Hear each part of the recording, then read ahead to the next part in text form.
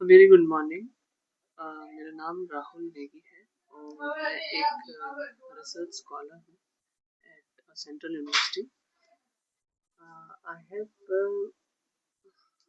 for the two times I've cleared UGC NET 4 times, but from the last year I've been preparing it from quite dedication, I would say. So as a result, in 2025 June attempt, I got 220 marks out of 300. And in this last attempt, which happened in I guess 3rd of January, I got 212, which is a bit low from earlier, but bit unsatisfied. But yeah, it is what it is. I cannot do anything about it.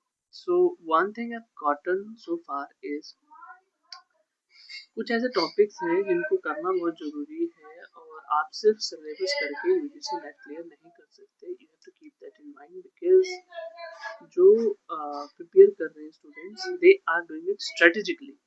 तो किसी भी काम को strategically करेंगे तो एक time भी हमारा सेव होता है और हमको पता होता है क्या करना है और किस टाइम पे क्या करना है।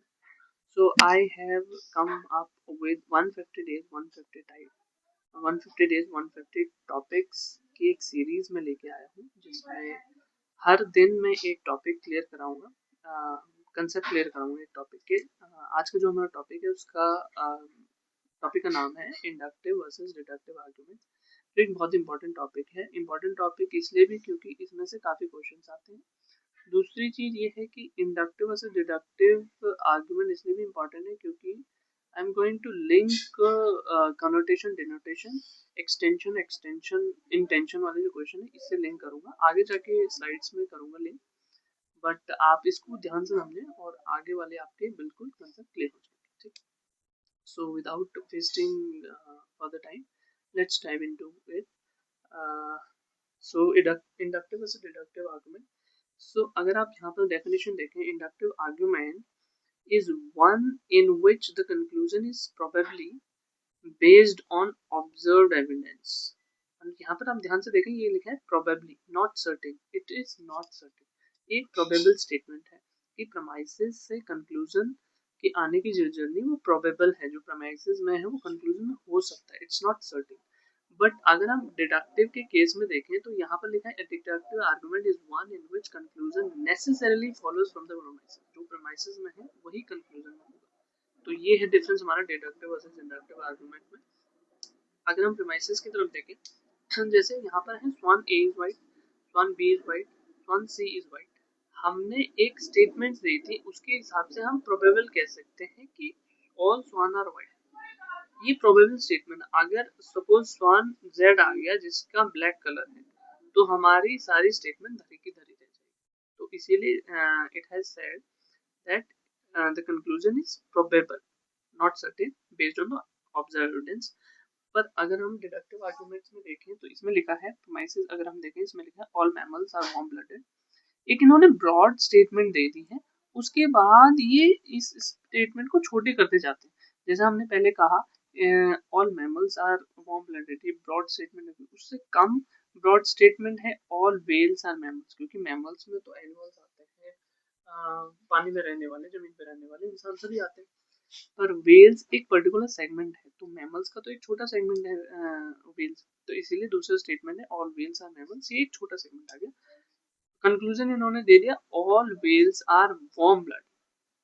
तो ये इस तरह से आए, ऐसे ऐसे वी में। और जो हमारा इंडक्टिव होता है वो इन्वर्टेड वी में आता है। आप कहोगे सर आप वी इन्वर्टेड वी क्या समझ रहे? आप इस वी और इन्वर्टेड वी को समझ गए ना, 100% गारंटी है मेरी, आपका कोई भी इंडक्टिव से डिडक्टिव, चाहे इंटेंशन एक्सटेंशन हो, चाहे कॉनोटेशन डिनोटेशन, इसका क्वेश्चन गलत नहीं हो सकता।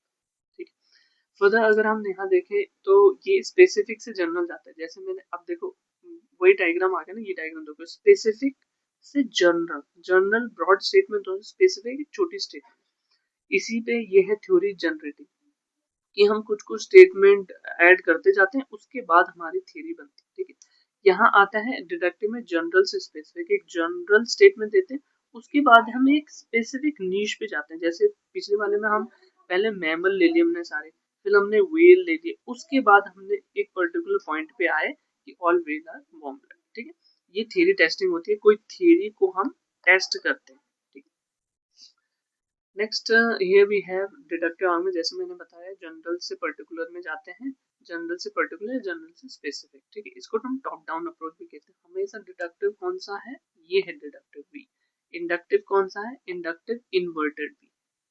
ठीक है, टॉप डाउन अप्रोच है, थ्योरी टेस्टिंग है। If premises are true it is impossible for conclusion to be false। Deductive में अगर premises true है it is 100% guaranteed that a conclusion is also true।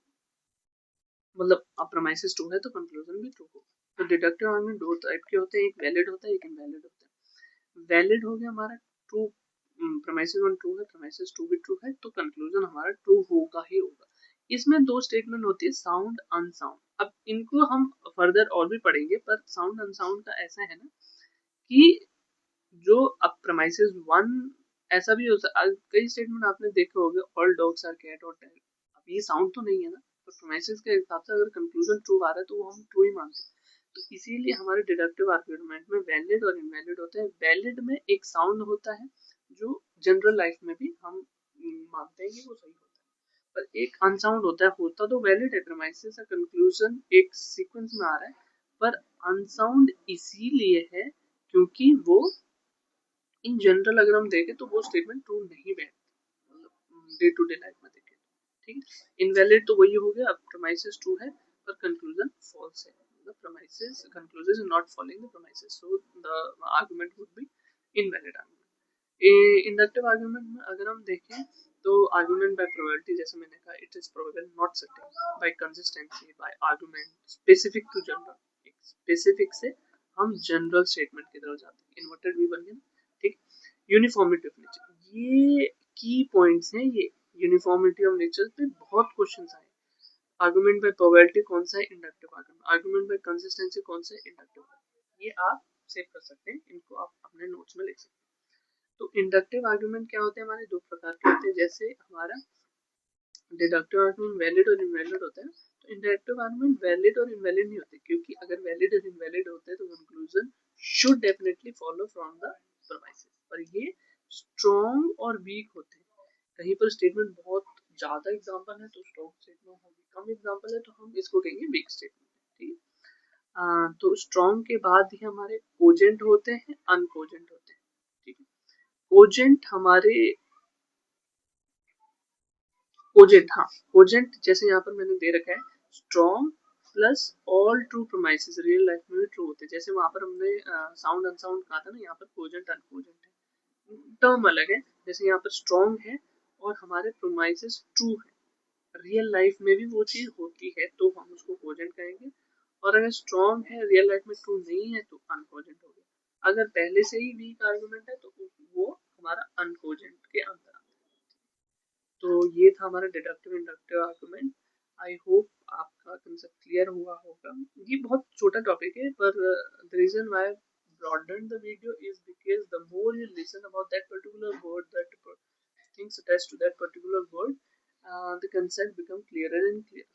So I hope you like the video. I know that the video मेरा जो tone है वो बहुत जल्दी जल्दी में बोल रहा हूँ। I'll try to keep it minimal or keep it slow.